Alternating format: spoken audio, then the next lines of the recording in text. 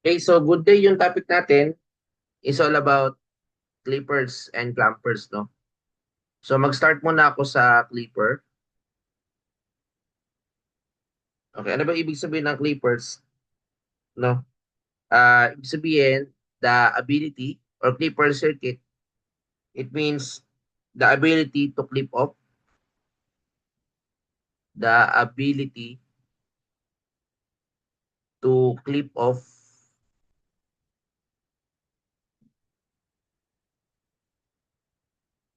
a portion of the input signal, a portion of the input signal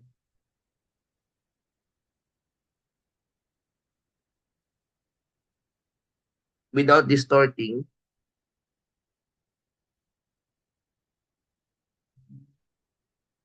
okay, without distorting the remaining part,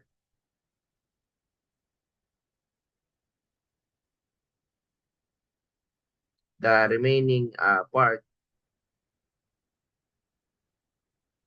okay, of the alternating waveform. So technically, that is the definition. Okay. So when we say clipper, that is the ability to clip off. Now, for example, no, the circuit. For example, this is the input signal. Okay, this is the input signal. Okay, this is the V sub T. Then this is the amplitude V and negative V. Okay, and this zero with respect to time. Now, a clipper circuit, one of the circuit simplest form is consisting of a resistor and a diode, like this one. Okay, ito alam natin is the anode, the positive part. Then this is the cathode, the negative part. So basically, magkakaroon tayo ng resistor. Then this will serve as the load resistance. Then we will having the output. And this is the VO. Okay, now, to solve this or to analyze this, no, makikita naman natin na ang magiging output waveform nito, as you notice guys, no, will depend on the polarity. Okay, for example, masasabi natin dito sa case na ito at positive half.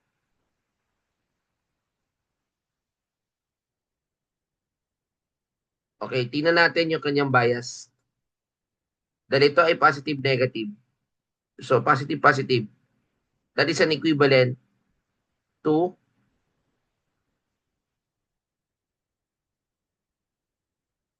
a closed circuit. So ito yung equivalent ng forward bias, no? Meaning to say, pag forward bias, meron kang closed circuit. Then ito ay basically yung ating pinaka positive and negative. And this is the positive and negative VO.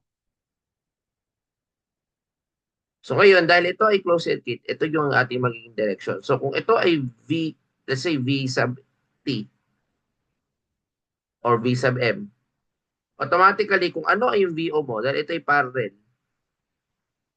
yun din yung ating output. Kaya makikita natin at positive up, guys, ito yung magiging ano niya, output waveform. So magkakaroon ka lang dito ng, so ganito, no? At this is the positive up. Now, at negative up,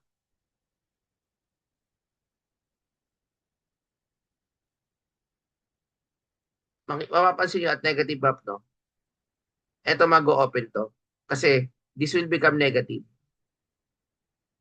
No? A circuit like this,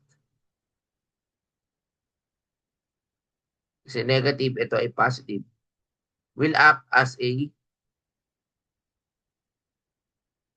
ano magiging ano niyan? Magiging, this will act as an open circuit. So pag open circuit, wala kang voltahe, walang kuryente. So yun ang nangyayari. Kaya therefore, yung ating V sub R, na yun yung V sub O natin, is zero. So therefore, ito yung magiging kalalabasan niyan. Ito yung V. So wala siya. Then so on and so forth. So naklip tayo with a certain voltage. No? That is a clipper. Okay. Siguro we can start with an example of a series circuit na clipper circuit para mas lalong maintindihan, no? For example, in this scenario, okay, clear na natin to. Now, in this scenario, okay, this is the example, no? Magkaroon tayo dito ng, let's say, this is the waveform. Okay. So, bigyan lang ko ng isang example. Wait lang, yeah. Okay, this is the input signal.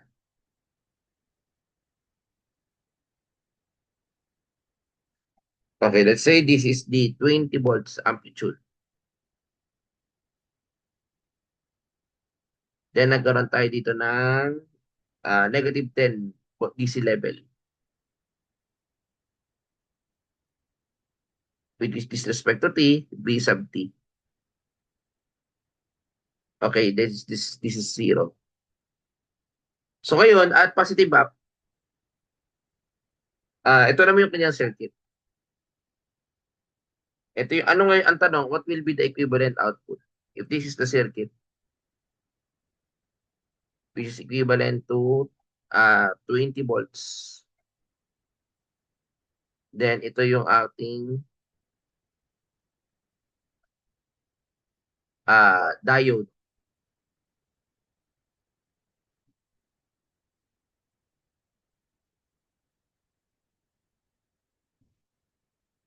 Okay, this is the R and this is the positive and negative. V sub O. So technically, let's say ito yung 5 volts. So magkakaroon tayo dito ng loop. Ano ngayon ang magiging output? Okay, dito no, at positive up. Okay, ang titingnan natin dito, yung ating supply, no? We have a positive, no? Connected. So, ibig sabihin, this will act as a closed circuit. Okay, so therefore, positive 20, maglulup tayo kay VL,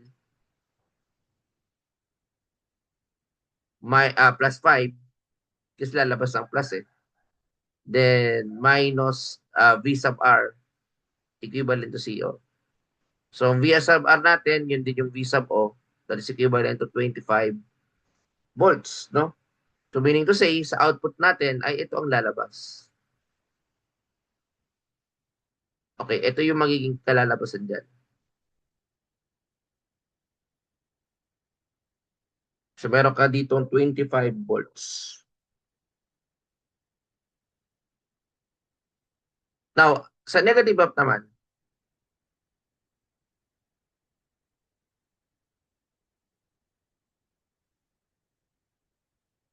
so, dahil negative to, magiging negative 20 to. So, negative 20 plus 5, equivalent to VO. So, kung titignan natin mabuti, dahil ito ay magiging open circuit, so putol na siya, no? Mapuputol na yan. Kasi ganito na magiging katumbas na, hindi natin pwedeng gamitin yung kanina. So, ganito din katumbas sa negative up. So, magiging ganito na siya. So, open circuit ang katumbas niyan. So, wala ka rin volta eh. Kahit may nakuha tayo kanina na, let's say 20 to, 5. Kahit nakakuha tayo ng negative 20 plus 5. Pero dahil ito ay ano na, magiging 0 na. So, therefore, our VO dito here is 0 volt. So, therefore, ito na yung ating ano. Then, so on and so forth. So, naklip natin. No, naklip lang natin yung certain part. And that is a clipper circuit. No? So, sana natindihan yung part na yan. No? Okay, so ito yung, let's say, ito naman yung buong cycle. Okay, so that is an example ng clipper circuit. O, magbigay pa tayo ng another example. Okay, I think pwede itong isang example. Ito, no? A series circuit. Hanap tayo ng series. Okay, dito sa design. Kaya iba naman ang gagawin, no? Ang ibibigay ko lang is yung, what do you call this? Sa series, no? Let's say, ganito lang, no? Input-output lang. Kasi may ganyan eh, design. Okay, input.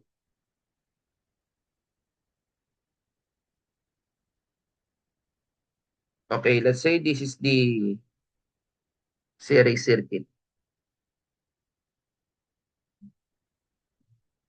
Okay, this is B. And a diode here. Then resistor. Then this VI.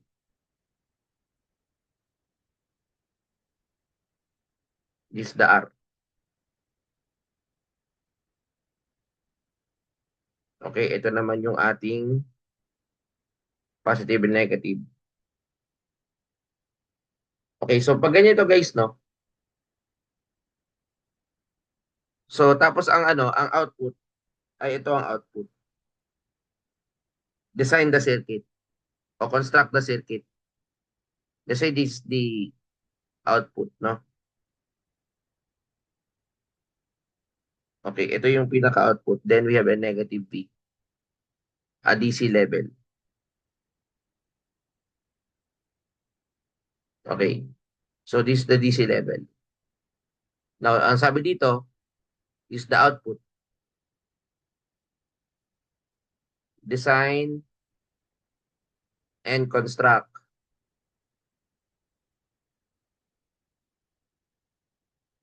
the or siguro palabasin lang natin to, no? Ito yung input, paano lumabas to? Okay, i-prove natin. Maliit lang natin. Yan ako lang. Yeah. I think it should be uh, prove, no? The output if the input is this one, yung simpleng ayan, ito yung input signal natin na V sub I. Okay, so ngayon dahil ito ay meron kang ano, magpo-positive VI tayo minus B. Dahil ito ay plus.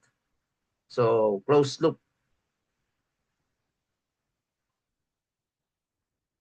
no? So closed loop siya. Equivalent to VO. So therefore, ang ating ano is BI minus BO. So ito na 'yon. Okay. Ngayon uh, at negative up, nag-o-open na siya kasi nagiging close. So negative VI mo is simply your VO, no? Kaya yan yung ano ngayon, yung DC level natin dahil ito ay negative V. Negative V to. So ibig sabihin, nandito yung negative V natin. Okay? So or parang nandito, tama ito. So ito yung output. Okay? O isa pa example, ito drawing lang talaga, input lang talaga. Tapos ito output. Kasi ito yung output.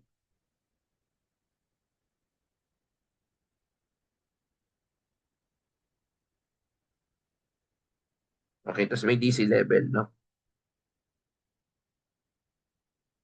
Okay, so yan yung output. Design and construct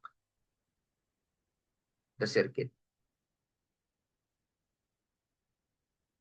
So, let's say the circuit is a clipper. Now, for the clipper circuit, now to get that, mag-try and error tayo. Let's say ito. Then ito ay positive. So, positive ito. Dapat mag-forward bias to. No? Kasi nasa taas yung ating yung nasa ating yung waveform eh. Nasa taas eh. So, ibig sabihin, this would be a tapos ito, yung V natin, kung hindi ako nagkakamali ay ito, DC level. So, ibig sabihin, babaliktarin ko yung battery para maging positive V yun. Okay? Para ito maging positive V, no? And then, dahil ito ay nasa taas, ganito ang lalabas sa kanya. So, that is how we construct the circuit.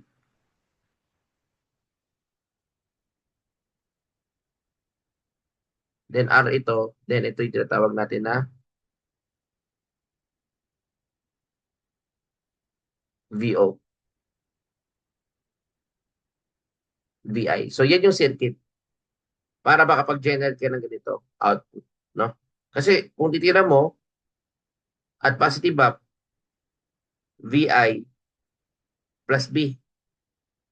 So therefore, yung VI plus B na yun na yung magiging output mo. Ito na yun.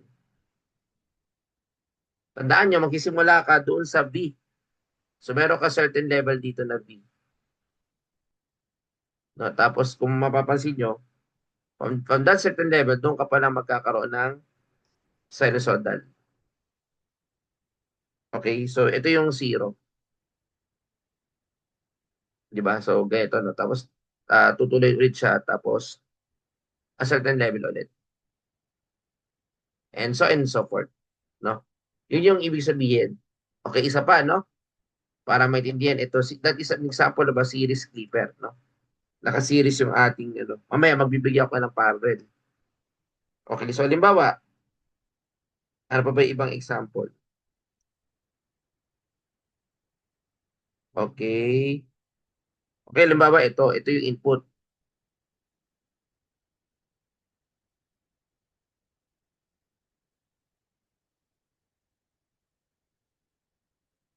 Yan yung input. Tapos ang output ay ito. Now, design and construct the circuit.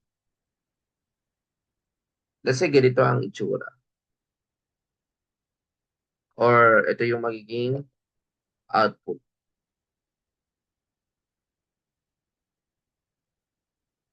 Okay, so nandito. Okay.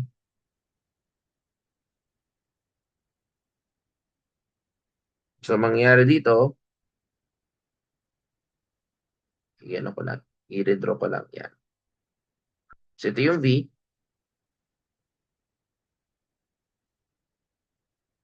And then, ito yung 0 sa kabababa. So, design the circuit. The clipper circuit. Ito yung V natin. Okay? Okay, so ngayon, dahil yan yung input-output, i-check ko dito, no? Saan ba ako nagkaroon ako ng value pa negative. So, ibig sabihin, unang-una, ang ating magiging circuit dito is what? Dapat it must be reverse bias. Kaya pag reverse bias, at may DC level ka, so ito yung dahil ito yung positive, ito yung orientation yan. Pero ito na yung magbabaliktad ng diode. Kasi para maging at negative ba, magsisiro ka. No? Then here, a resistor.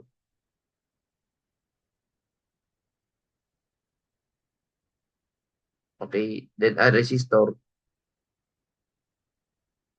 Then a VO.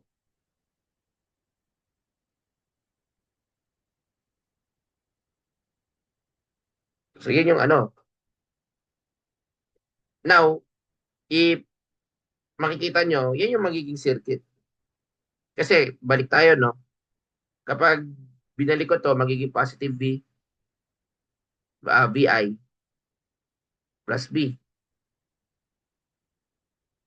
Okay. Pero dahil ito yung open circuit, mag-zero ka. Okay, zero yan. No? Now, next naman, negative B. So, negative B, magkakaroon ng ano. So, magiging negative B to. Negative, so wala na to. No? Negative VI plus B. Equivalent to V sub O. Or negative VI minus V. So, pwede naman ganyan. No? Kaya, most likely, ganito lalabas dyan.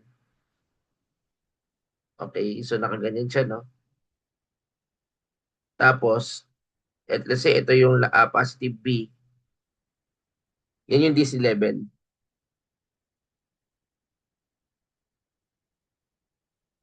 Ito na may negative VI minus B. So that is how we interpret, no? Yung clipper, series clipper. Okay? So ito naman yung tinatawag naman na ano, no? Parallel clipper. Okay, clear ko lang ito. Usually sa parallel clipper, ganito ang example.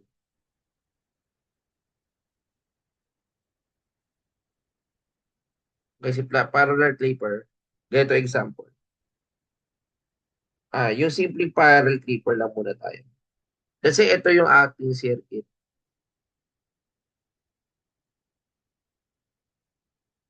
Then ito yung VI. Then ito yung ating circuit. Then this is the diode. And then here,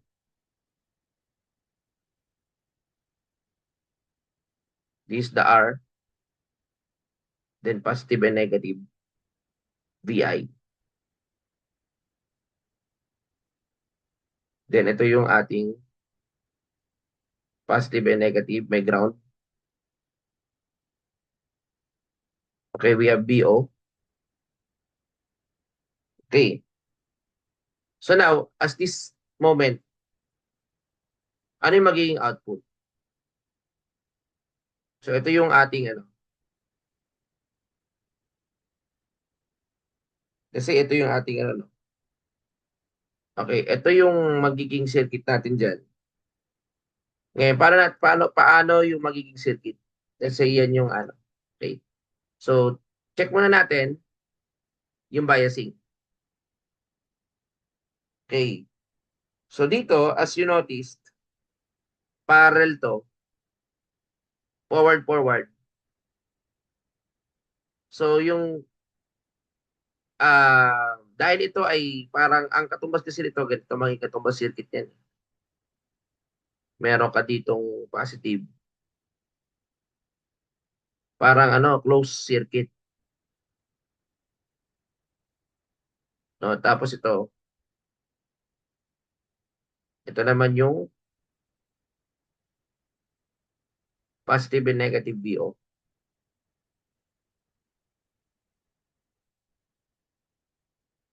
Okay, so ngayon, dahil ito yung ating ano, R, kaso parallel, no? Kapag kukunin ko yung VO ko dito, zero to. So, dahil ang VO ko ay zero,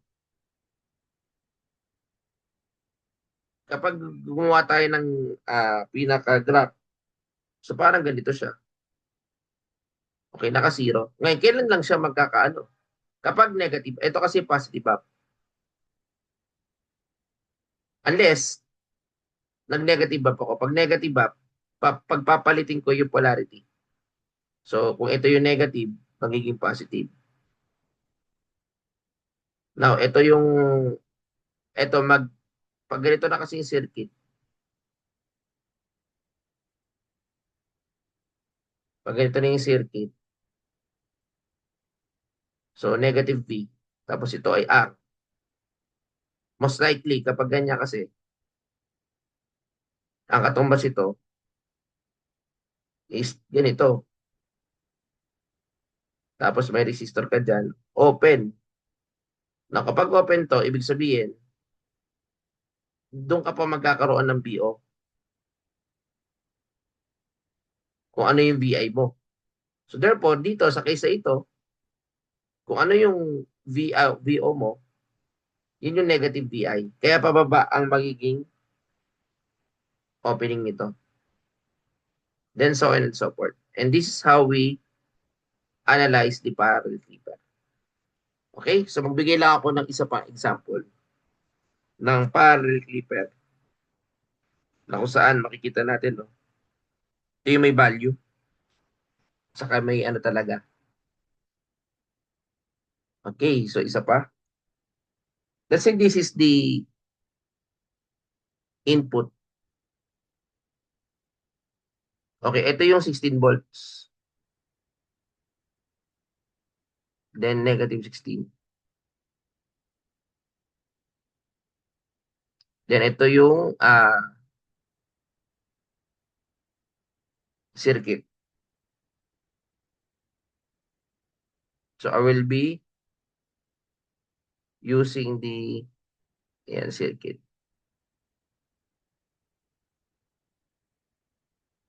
So meron ka dito na R, then VI. Then we have here positive and negative VO. This is 4 volts. Okay, now dito, mapapansin nyo, dahil ito ay positive negative, so ang magiging katumbas ito at positive up,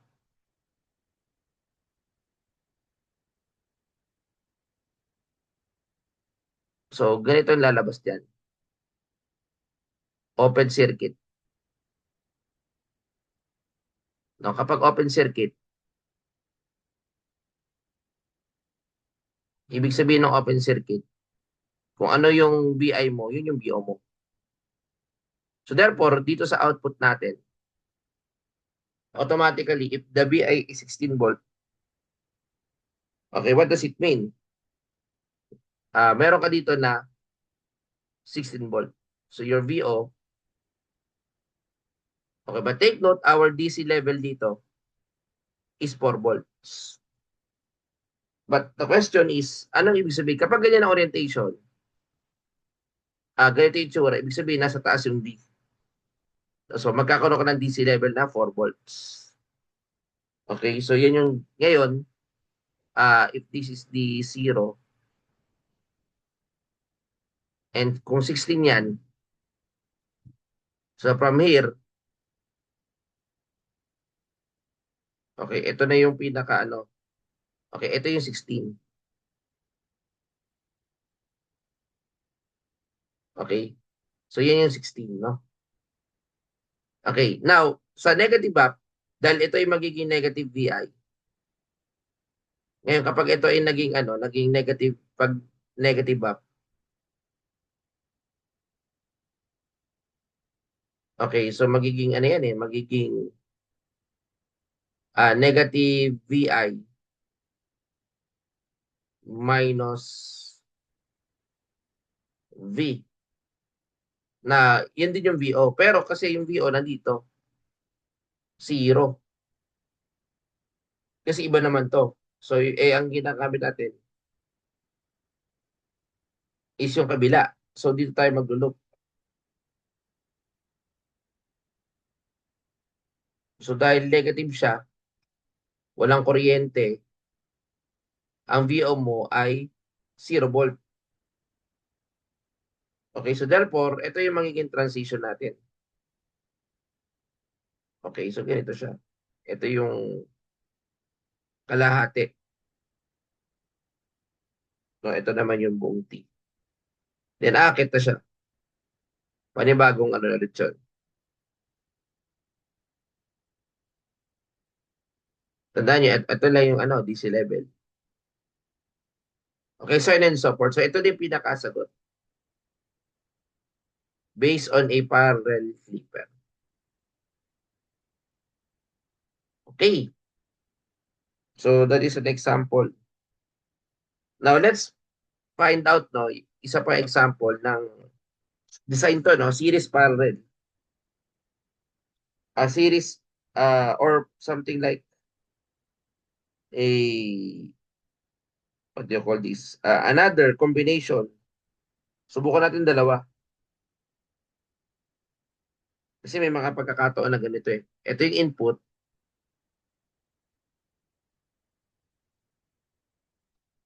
Okay, tapos ganito yung itsura. Okay, so halimbawa ito. Then we have a positive V1.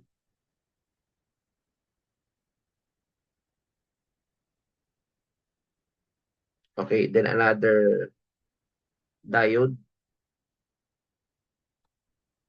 Let's say, babalik tayo ko lang, no, V2.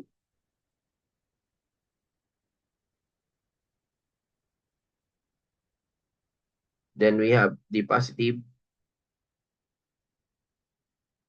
and negative. Okay, so ngayon, pag ganito, no, ah ito ay, let's say, the VI. Okay. Sa case na to, at positive up,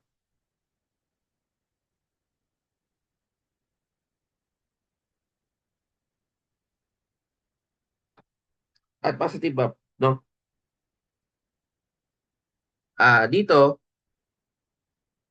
meron kang VI, no? So, VI minus B.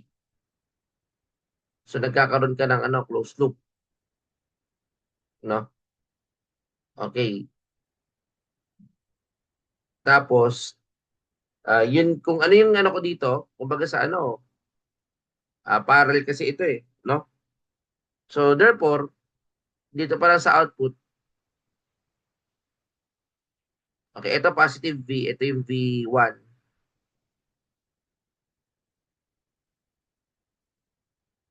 Then, ito yung V2, negative.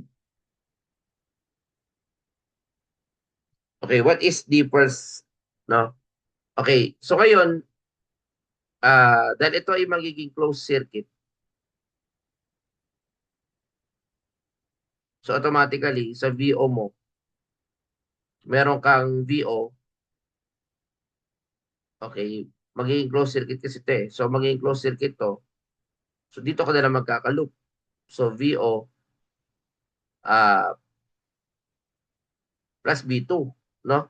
So, yun yung magiging loop mo, no? Yun ang magiging loop mo dito. Provided na ito, okay, V1 must be greater than V2. Okay, and then after dyan, so bababa siya dito.